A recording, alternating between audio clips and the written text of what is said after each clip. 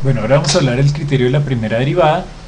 Antes de hablar de ese criterio, pues quiero explicarles algo que es la diferencia entre un número crítico y un punto crítico. Entonces, un número crítico pues será el número C en que es un valor de la variable independiente x, que son valores singulares o estacionarios. ¿Listo? Entonces, un número crítico pues, es un valor de x. Un número crítico sería un valor de x. ¿Qué dice yo con el x? Aquí lo tengo. Entonces, un número crítico sería un valor de x que es candidato a máximo o mínimo, porque es o crítico estacionario, o sea que la derivada se hace cero, o un crítico singular, o sea que la derivada no existe. ¿Listo? Esos serían los números críticos. Mientras que si me preguntan por un punto crítico, entonces ahora tengo que dar dos valores, uno de x y uno de y. Entonces voy a tener un punto crítico,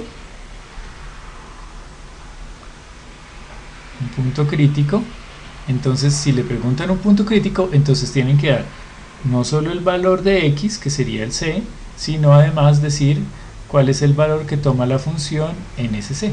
O sea, sería c, f de c. ¿Listo? Eso sería un punto crítico, coordenada x y coordenada y, o un número o un valor crítico sería solamente la coordenada x. Listo. Entonces ahora sí hablemos del tema del criterio de la primera derivada. Entonces, supongamos que yo tengo una función f y esa función resulta que tiene un número crítico en algún valor c. ¿Listo? Entonces yo tomé mi función f y averigüé los números críticos y encontré que tengo un número crítico en c. Y bueno, y resulta que la función f es derivable alrededor de c. ¿Qué quiere decir aquí?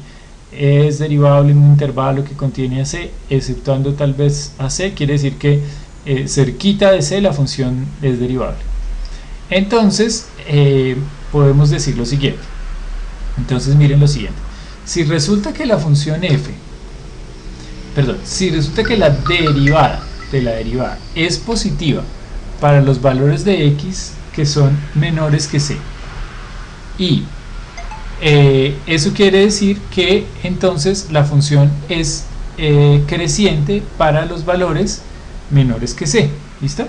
Si la derivada es positiva para los x menores que c, eso quiere decir que la función es creciente para los x menores que c. Entonces miramos acá, es positiva si la derivada es positiva, entonces quiere decir que la función es creciente. Entonces miremoslo aquí de la gráfica. Entonces aquí tengo c, a la izquierda de c, si resulta que la derivada es positiva, pues quiere decir que las rectas tangentes tienen que ser así, ¿cierto? Y si las rectas tangentes son así, eso quiere decir que la función crece, ¿cierto? Esto ya lo hemos visto al principio del curso. Entonces voy a tener que en esa situación, entonces lo que va a pasar es que mi función a la izquierda de c va a ir creciendo. ¿Listo? Bueno. Después, entonces, ¿qué pasa? Después miremos la siguiente condición. Digamos que la derivada ahora resulta que es negativa por los x mayores que c. Entonces, la derivada ahora resulta que es negativa para los x mayores que c.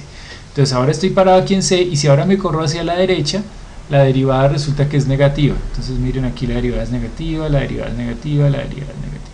Pero resulta que si la derivada es negativa, entonces quiere decir que la función decrece. Entonces miren a lo que concluimos. Concluimos que yo tenía que la función aquí a la izquierda de c, resultó que la función iba creciendo. Uy, este lápiz, si yo no lo quería usar así. Listo.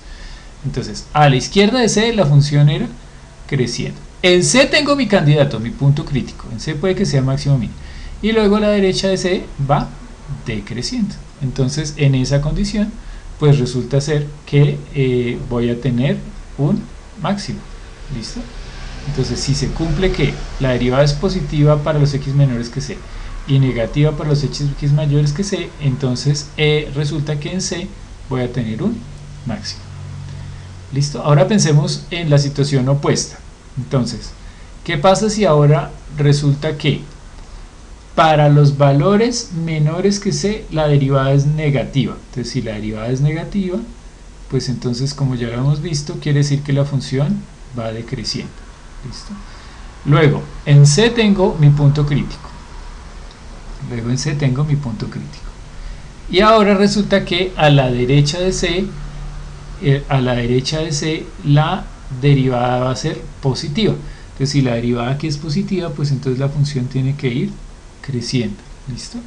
Entonces, lo único que puede pasar, pues es que en c tenga un mínimo, porque a la izquierda la función decrece, a la izquierda de c mi función decrece.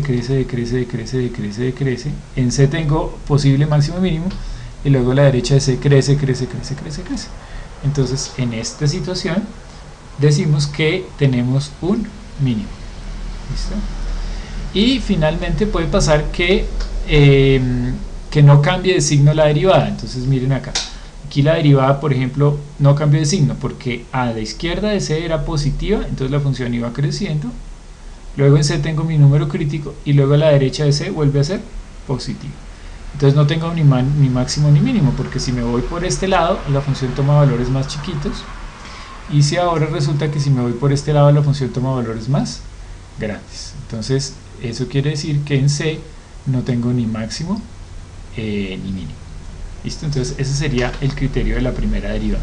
¿Cómo lo trabajamos? Pues entonces ustedes construyen una tablita en la cual yo ya sé quién es mi número crítico. Entonces